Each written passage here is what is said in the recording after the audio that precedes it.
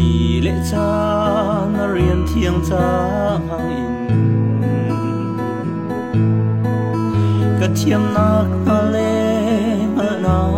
kam han liao a thong chiat nak na le đâu ra nào ni an ka zul chan a ton se ka pe a tung thi lai lo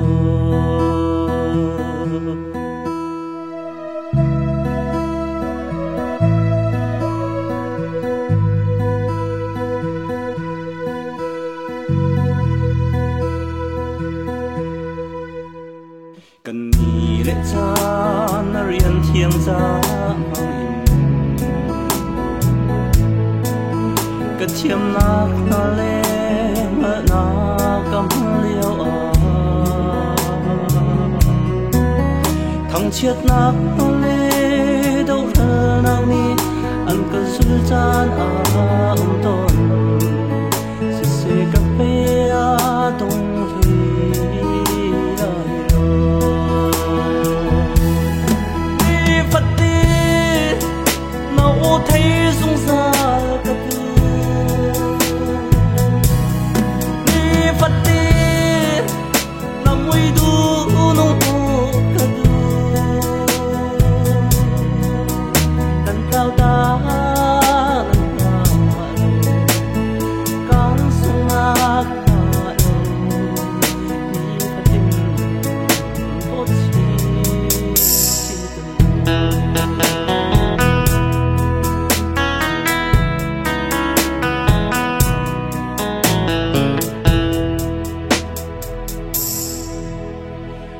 thằng chất ta cái ni lệ dám hang in cái chiêm nắp nai nang lo chân ắt thinh lo mình xin liên đốt nát luang a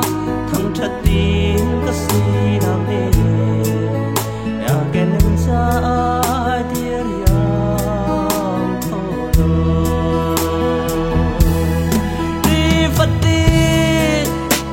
o thấy dung ra ka tu ni phật ti na mui du nong ka tu kan cao ta nang ha lo kan sung nak na lo ni phật tin to chi chin kan du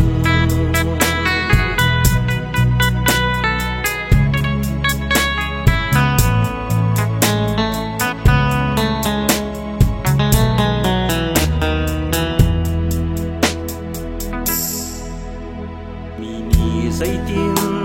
ăn cà ria cá malo cây mà cái dâu a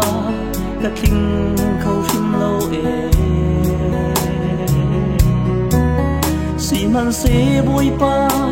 cái si ning te in an hu kan zula cái tu biết bôi pa nang lo na si ni phật ti na o thấy dung ra ka tu ni phật ti na mui du na ka tu kan tlau ta ma ta lo kan sung na lo ni phật tin to chi chin kan du ni phật ti na o thấy dung ra ka tu ni phật ti na mui du nong ka du kan cao ta nang ha lo kan sung nak na lo ni phật tin to chi